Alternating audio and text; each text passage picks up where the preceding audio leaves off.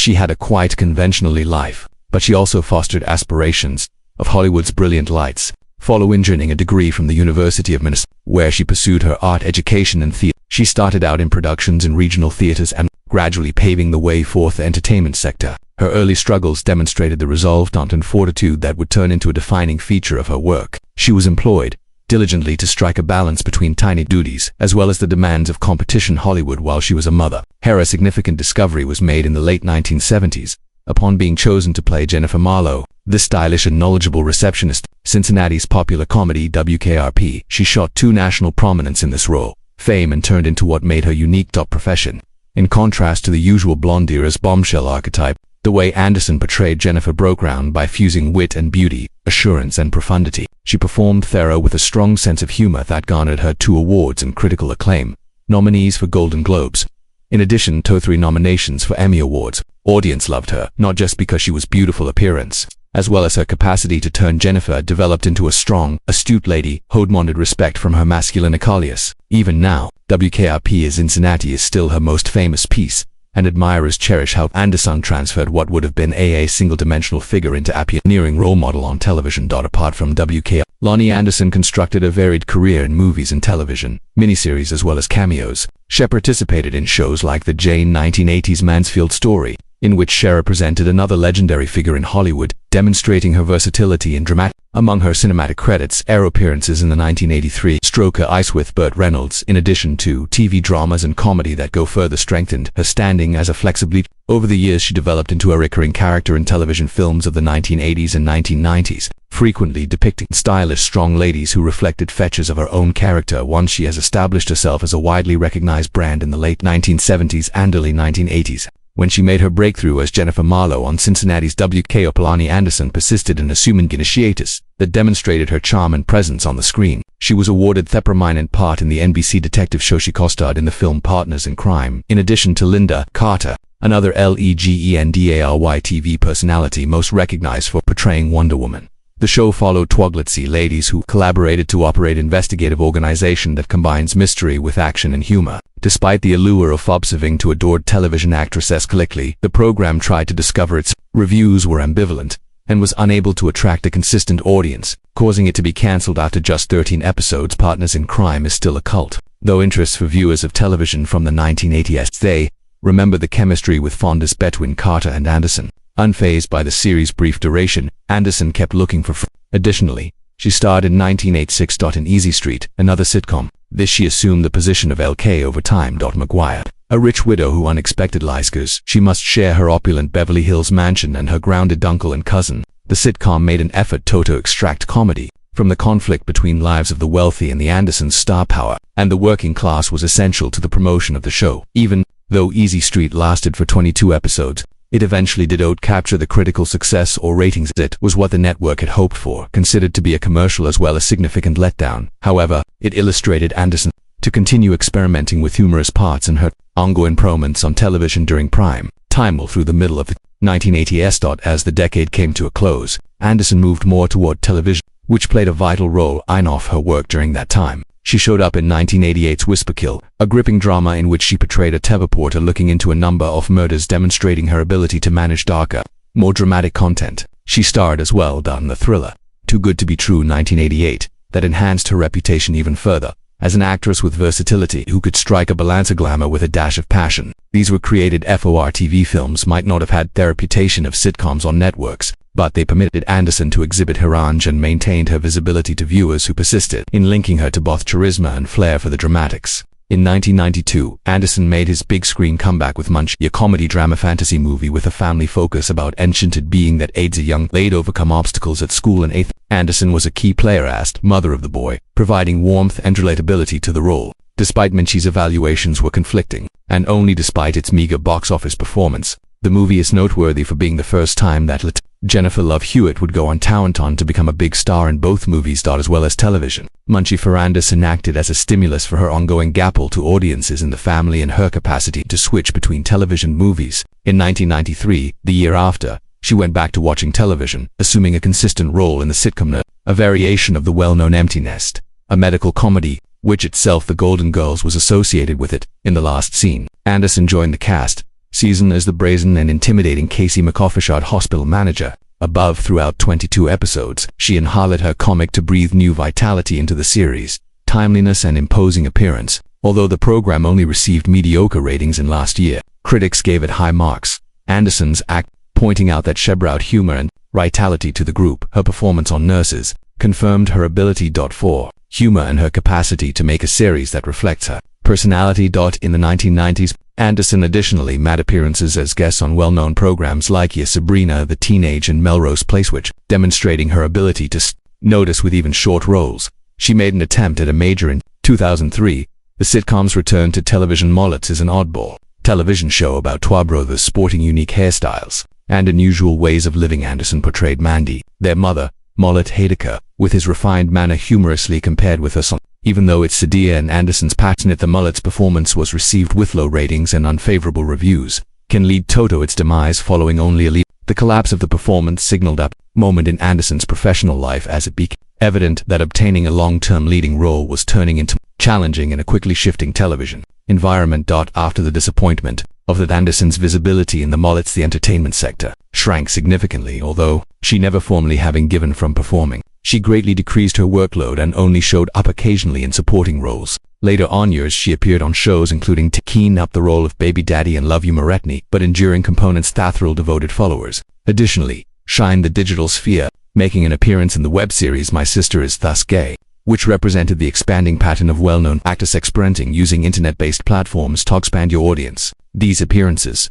despite being brief, Anderson's readiness to change and her perseverance wish to engage with the audience, despite her primetime role as a leading lady at the end of television. When at Arrivetto, Loni Anderson's private life, the romantic ride was just as dramatic in generating media attention as she careered in Hollywood. Throughout the years, the blonde bombshell started to walk for separate times down the aisle. Every marriage reflects a unique section of her narrative. Her initial spouse Bruce was a real estate developer.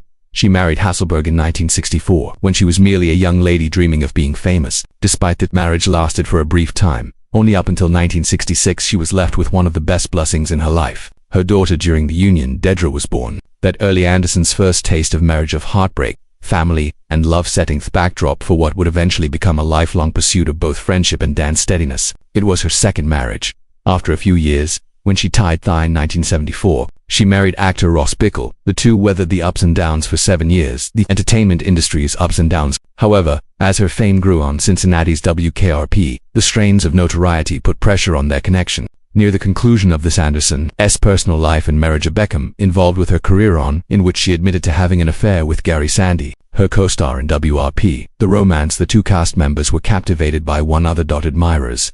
Additionally, even if the scandal did not eventually persist, it included an additional air of intrigue that already exists for her dazzling public persona. By 1981, the marriage to Bickle was over, closing a new chapter. Maybe her most well-known and contentious relations was her third marriage to Hollywood star Burt Reynolds, who in 1988, she got married. Their union was immediate. Attracted the media's notice as among Hollywood's most notable, famous, and frequently discussed couples. At one, Reynolds' fame was at its peak, and with television continues to love Anderson. Viewers, their connection appeared too like a romance in a storybook. There are two main celebrities falling in love with one another. However, behind the scenes, the marriage was far from ideal. Their years spent together were characterized by instability, gossip from tabloids, and resentment disputes that were made public following their 1994 breakup. Despite the difficulties, there is one advantage: their marriage's legacy was their choice to adopt Quentin. A kid who became the focal point of Anderson's universe. Not until far later in life did I realize that at last, Anderson appeared to discover that she had long been at peace and stable, looking for. She wed Bob in 2008. Flick was a pioneer in the Brothers are a classic folk band.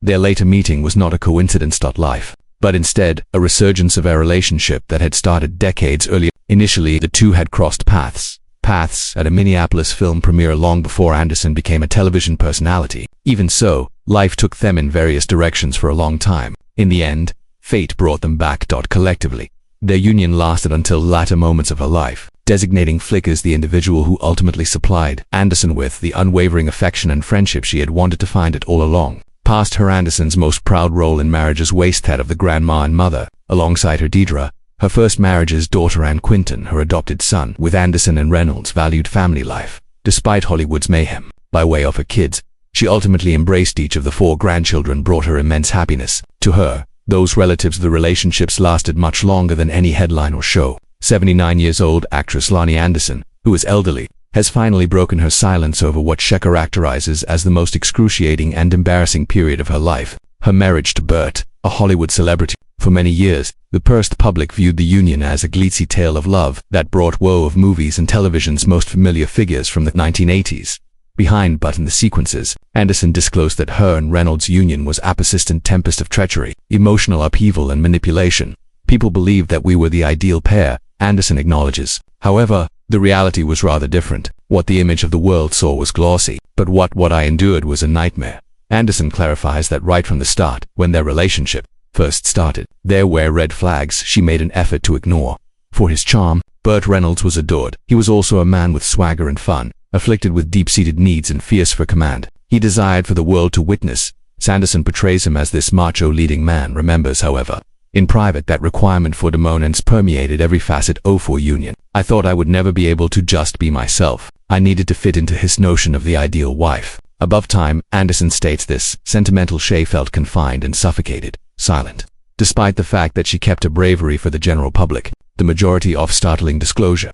Anderson now publicly ticks about Reynolds' recurring gadgetry afterwards. I found that I was far from Burt's sole female companion while our she acknowledges, I was devastated, since I firmly believed in the promises we made. However, he appeared to adhere to those guidelines. Wasn't relevant to him. Anderson says that each new act of treachery eroded her self-assurance and value, compelling her in a vicious circle of heartache and I kept thinking that perhaps would alter, perhaps he would understand what was he doing to us. She goes on.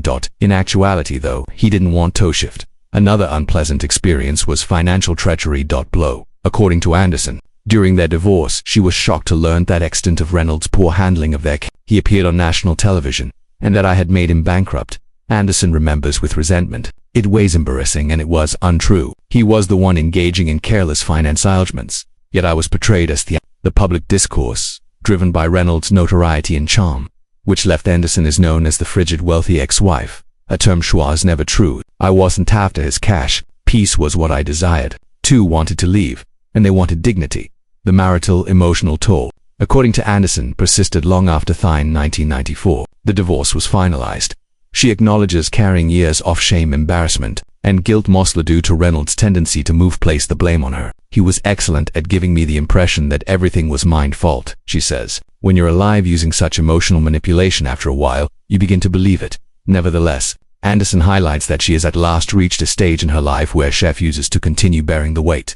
I refuse to let his decisions to define who I am, she is adamant. Considering her choice, Anderson feels that age is the right time to come up, has provided her with strength and clarity. At 79, I don't think I need to defend, she says firmly, no one's image anymore. For many years, I believed that being silent was the most effective method of maintaining dignity. However, silence might feel like a prison.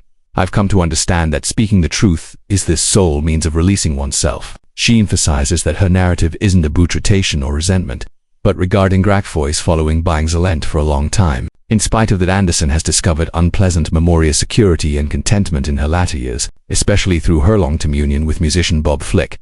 Burt wasn't everything that Bob is. He's nice. He is dependable, and I am an equal partner in his eyes. I've learned what love is from being with him, don't intend it to feel. Anderson says this late-life essay serves as evidence that it's always possible to go past the past. Injuries. If I want people to do one thing, she comes to the conclusion that you must continue to be characterized by the worst thing you experienced, that you have the option to leave the nightmare behind and enter a better life. Anderson passed away from metastatic leiosarcoma in the uterus on August 3, 202,579 years old. She was cremated, and Hollywood Forever Cemetery is where they are buried.